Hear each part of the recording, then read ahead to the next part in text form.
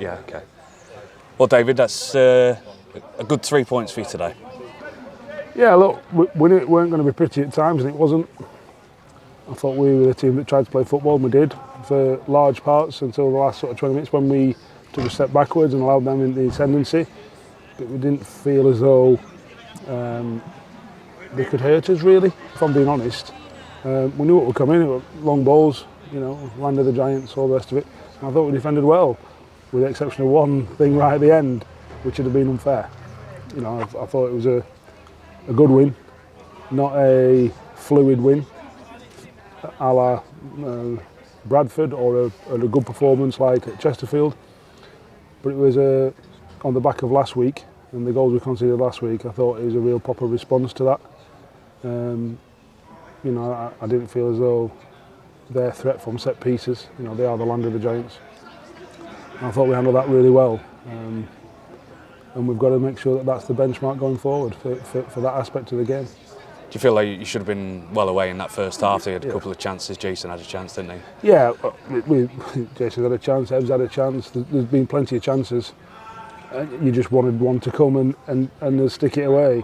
We got a penalty, which was a penalty. And it reflected the game, really, because we were in the ascendancy, we were the better team. But it wasn't vintage. We've after Chesterfield and Bradford, I think we've set a high bar for how we want to play, and we didn't quite match that today. But actually, we did lots of other things really well that we didn't do last week, for example. So, you take positives from that aspect and say, look, we know we can get better at this other aspects because we've done that before. But like I say, after the back of the first half at Barrow, against Barrow, I thought it was a proper response from every player, and I thought it was a proper performance against the ball, against a team that asks you physical questions, that asks you direct questions, that asks you questions at set pieces. And like I say, I don't feel as though we were under pressure at any point.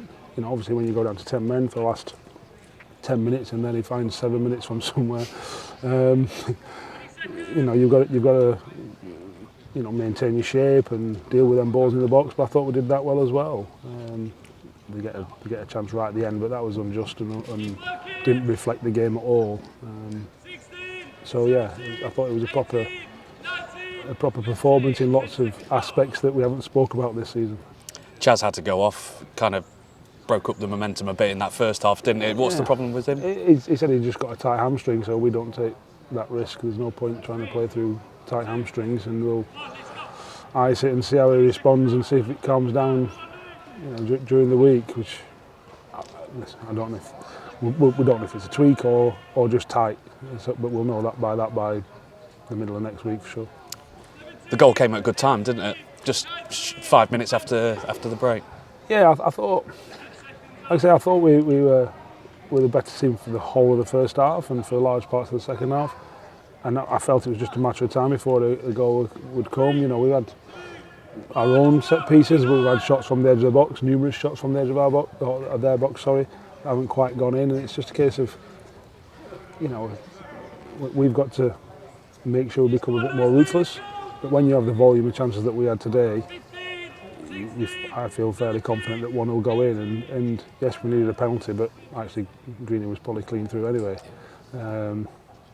So yeah, it was a good time to score. I don't think there's ever a bad time to score, really.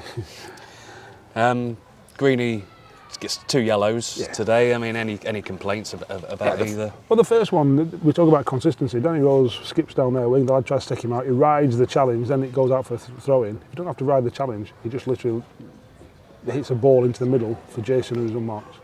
The chance that's unmarked. They just get a throw-in, no yellow card. Greeny is exactly the same, gets booked. It's like, there's inconsistency. There's absolute inconsistency. The drop ball at the end. The rule is if we touch the ball, right, we were the last team to touch the ball, it's our drop ball. They give it them. It's like you tell them, then I get booked for their mistake. It's like, come on, for excessive arm waving this time. Not too many questions, but anyway, listen, it is what it is. And we take the 3 points and we move on. Yeah, and you just had to change it up with Greeny coming off, didn't you? Yeah. Like we played against 10 men against Chesterfield the other week. We have you done much training with 10 men? Yes, but then you don't. It's hard to do because it's all hypothetical. You don't know who's going to come off, what you try and do, and you don't know who you're playing against as well. So, you know, like I said, we're playing against a team that's got probably 3 6'5" lads on the pitch. You know, a couple of 6'3" lads. You need height in the team. That's why Lewis and Doug end up on the pitch. And I thought we defended really well with 11, and then again with 10. I thought, you know, that's proper. You know, the first half, George McEachran heads a corner out. You know, tied us. You know, it's not just your Harveys and your Camerons of this world and your Roses. It's a proper team thing, set pieces.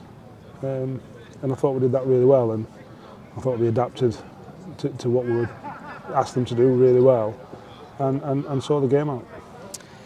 And you probably know that today was the 125th anniversary of Blundell Park, and it's apt that we get 3 points, and rightly so. And I think at times we had over 6,000 here today, and they created a good atmosphere, and we need that more, don't we? Yeah, look, have we lost one league game here in 4? Is that what it is? You know, that's 1-3 out of 4.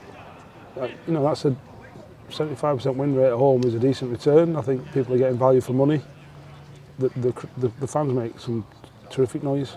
You know, I was at my mum's last night and she was saying the fans are good out there. You know, they create some noise. I said, yeah, because they are passionate.